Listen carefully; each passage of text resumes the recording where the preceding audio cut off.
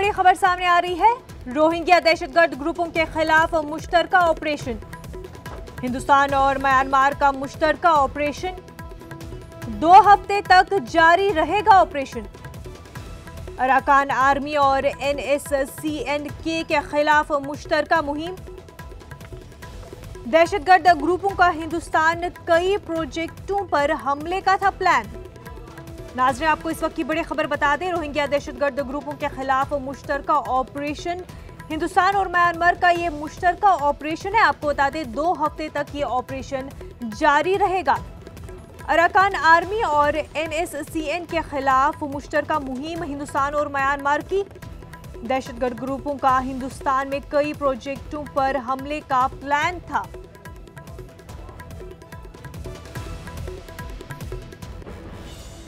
नाजरीन, इस वक्त एक और बड़ी खबर फ्रांस से। फ्रांस हुकूमत का बड़ा फैसला। जैश मोहम्मद लीडर मसूद अजहर के बारे में लिया बड़ा फैसला। मसूद अजहर के असासे मुंजमद किए जाएंगे। नाजरीन, इस वक्त की एक और बड़ी खबर, फ्रांस हुकूमत ने बड़ा फैसला लिया है। जैश मोहम्मद लीडर मसूद अजहर के बारे में फ्रांस हुकूमत ने एक बहुत ही बड़ा फैसला लिया है। आपको बता दें, मसूद अजहर के असासे मुंजमद किए जाएंगे। फ्रांस का फैसला।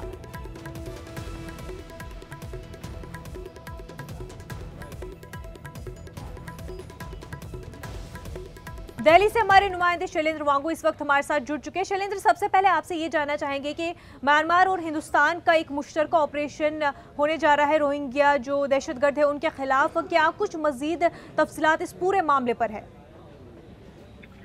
देखिए, ये इंफॉर्मेशन सोर्सेज के हवाले से आ रही है कि जो नॉर्थ ईस्ट इंसर्जेंट ग्रुप्स हैं जिसका नाम अराकान आर्मी बताया जा रहा है और म्यांमार बेस्ड ये इंसर्जेंट ग्रुप है, और इनके निशाने पर जो कालादान प्रोजेक्ट है जो कि कोलकाता को कनेक्ट करता है म्यांमार से सितवे पोर्ट के जरिए, वो कहीं ना कहीं निशाने पर था इन आतंकियों के।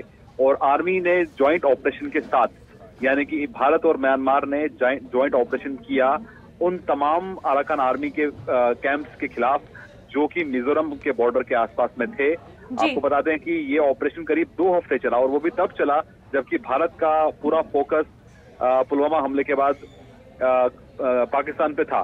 तो ऐसे में न सिर्फ मिजोरम के बॉर्डर के नजदीक जो इनके कैंप्स हैं उनको निशाना बनाया गया पहले फेज में, बल्कि दूसरे फेज में जो NSCN खापलांग का जो हेडक्वार्टर तागा में है उसको भी तबाह किया गया। तो ऐसे में कई कैंप्स तबाह किए गए। एक बार फिर जो भारत में एक बड़े प्रोजेक्ट कालादान प्रोजेक्ट को निशाना बनाने की कोशिश में थे। आपको ये भी बता दें कि इस प्रोजेक्ट के दौरान आर्मी के स्पेशल फोर्सेस का इसमें इस्तेमाल किया गया है। साथ साथ जो असम राइफल्स और हेलीकॉप्टर्स, ड्रोन्स और अदर जो सर्वेलेंस इक्विपमेंट है उनका भी इसमें इस्तेमाल किया गया है। और आपको बता दें कि ये म्यांमार में अराकान आर्मी की ट्रेनिंग होती है और करीब 3000 ऐसे कैडर थे इनके जो कि नजदीक थे मिजोरम के आसपास, और वहां पर वो निशाना बनाने की कोशिश कर रहे थे। तो ऐसे में बड़ा ऑपरेशन उनके खिलाफ चलाया गया है। शैलेंद्र, और जो 2 हफ्ते तक ये जारी रहने वाली मुश्तरका मुहिम है, मजीद इसमें क्या कुछ कार्रवाइयाँ होंगी? क्योंकि जैसा कि बताया जा रहा है कि प्लान था कि हिंदुस्तान के कई प्रोजेक्टों पर हमला किया जा सकता है, तो मजीद और भी कुछ प्लान्स हो सकते हैं। तो किस तरह से उन सारे चैलेंज को काउंटर करने का ये मुहिम जो है क्या स्ट्रेटेजाइज कर रही है? देखिए, आपको एक बार आपको याद दिला दूं कि इससे पहले भी NSCN के जो कैंप्स है उनको निशाना बनाया गया था। भारतीय सेना की ओर से कड़ा जवाब दिया गया था जब इंडियन आर्मी पे हमला हुआ था नॉर्थ ईस्ट में। उसके बाद NSCN के कैंप्स को तबाह किया गया था। और अब की बात करें तो 2 हफ्ते का ऑपरेशन खत्म हो चुका है।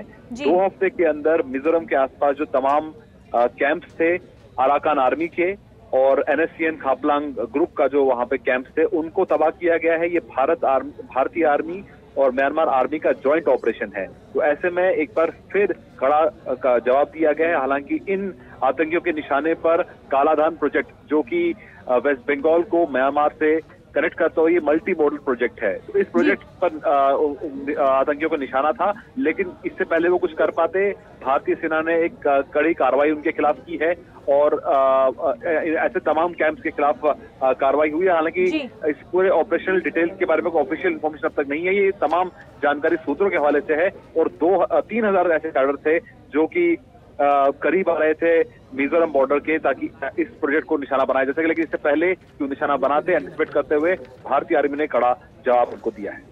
जी बिल्कुल शैलेंद्र, ये बताएं कि ये जो मुश्तरका मुहिम शुरू हो गई है, तो इस वजह से क्योंकि काफ़ी सारे रोहिंग्या रिफ्यूजीज़ जो है हिंदुस्तान में मुकीम है, तो उन पर क्या कुछ असर पड़ सकता है या उनके खिलाफ भी क्या कोई कार्रवाई हो सकती है? तो क्या कुछ इस पूरा जो ऑपरेशन जारी है उससे क्या कुछ असर रोहिंग्या रिफ्यूजीज़ पर पड़ सकता है? देखिए, रोहिंग्या रिफ्यूजीज जिनकी तादाद बांग्लादेश में भी है, बांग्लादेश के कॉक्स बाजार में, और भारत में भी कई इलाकों में रोहिंग्या शरणार्थी रह रहे हैं। हालांकि इन ऑपरेशन का रोहिंग्या शरणार्थियों पर कोई असर नहीं पड़ेगा। ये ऑपरेशन सिर्फ और सिर्फ आर्म्ड जो आउटफिट्स हैं, जिसका नाम अराकान आर्मी है, उनके खिलाफ ऑपरेशन चलाया गया है। और NSCN खापलांग जो कि एक टेररिस्ट इंसर्जेंट ग्रुप है, और इसमें पहले भी भारतीय सेना के जवानों को निशाना बनाया था नॉर्थ ईस्ट में, जिसके बाद एक सीमा पार जाके उनके कैंप्स को तबाह किया गया था। तो माना जा रहा है कि ये ऑपरेशन भी इसी एवज में किया गया, क्योंकि वो कालाधन प्रोजेक्ट को निशाना बना सकते थे। हालांकि इसका रोहिंग्या शरणार्थियों से कोई लेना देना नहीं है, और रोहिंग्या शरणार्थियों के लिए लगातार भारत सरकार भी बांग्लादेश सरकार की मदद कर रही है। उनके लिए तमाम तरह की फैसिलिटीज भी प्रोवाइड की जा रही है, हॉस्पिटल्स का कंस्ट्रक्शन भी किया जा रहा है भारत की ओर से। लेकिन अगर उनके इंसर्जेंट ग्रुप जो म्यांमार बेस्ड हैं, अगर वो भारत को निशाना बनाने की कोशिश करते हैं, इसलिए भारतीय आर्मी की तरफ से ये ऑपरेशन चलाया गया है। जी बिल्कुल शैलेंद्र, एक और बड़ी खबर जो फ्रांस से आ रही है। फ्रांस की हुकूमत ने एक बहुत ही बड़ा फैसला लिया है जैश मोहम्मद चीफ मसूद अजहर को लेकर के, क्या कुछ अपडेट है? देखिए, आपको सबसे पहले बता दें कि मौलाना मसूद अजहर को लेकर हमें UNSC में कामयाबी नहीं मिल पाई थी। UNSC में चीन ने जोड़ंगा लगाया था, जिसके बाद ये प्रस्ताव जो था मौलाना मसूद अजहर के खिलाफ वो पारित नहीं हो पाया था। लेकिन इसके बाद क्योंकि फ्रांस वो देश है जिसने UNSC में प्रस्ताव लाया था, साथ ही साथ ब्रिटेन और US भी फ्रांस के साथ थे, तो ऐसे में फ्रांस ने अब यूनिलैटरली ये फैसला लिया है कि वो मसूद अजहर से जुड़े तमाम एसेट्स जो हैं उनको फ्रीज कर देगा। एक बड़ी कार्रवाई है फ्रांस की ओर से यूनिलैटरली। न सिर्फ फ्रांस बल्कि फ्रांस अपने यूरोपियन पार्टनर यानी जो बाकी यूरोपियन देश हैं उनसे भी कहेगा कि वो मसूद अजहर को शामिल करे उन लोगों की फहरिस्त में जो कि आतंकवाद को बढ़ावा देते हैं। तो ऐसे में भले ही UNSC में इन देशों को कामयाबी ना मिल पाई हो, भारत के प्रस्ताव को कामयाबी ना मिल पाई हो, लेकिन फ्रांस ने और यूरोपियन कंट्रीज अब कहीं ना कहीं मसूद अजहर पर शिकंजा कर सकते हैं और उसको आतंकी घोषित करके उसके एसेट्स को फ्रीज किया जा सकता है। जी शैलेंद्र, क्या ऐसा समझा जाए, क्योंकि चाइना ने पहले ही रुकावट अड़चने पैदा कर दी मसूद अजहर को बैन करने में, तो अब जो बाकी की कंट्रीज़ है और फ्रांस, बरतानिया और US की जहां बात की जाए, तो वो एक अलग स्ट्रैटेजी अपना रहे हैं इस चीज़ को काउंटर करने के लिए, और इस तरह के जो कदम है उठाए जाएंगे ताकि जल्द से जल्द जो है मसूद अजहर को बैन किया जाए आलमी सतह पर। देखिए, मसूद अजहर के खिलाफ जो प्रस्ताव लाया गया था, कोशिश यही थी कि उसको अंतर्राष्ट्रीय स्तर पर बैन किया जाए, उसके एसेट फ्रीज किए जाएं, उसके ग्लोबल ट्रैवल पर बैन लगे और आर्म्स एम्बार्गो यानी हथियारों पर भी रोक लग सके, हथियारों की सप्लाई पर भी रोक लग सके। लेकिन वो प्रस्ताव चीन के चलते पारित नहीं हो पाया था। लेकिन ऐसे में अब एक बड़ी कामयाबी जरूर मिली है भारत को, क्योंकि फ्रांस ने ये कहा है अपने बयान में कि आतंकवाद के खिलाफ जो लड़ाई है उसमें हम भारत के साथ कंधे से कंधा मिलाकर खड़े हैं और हमेशा आगे भी रहेंगे।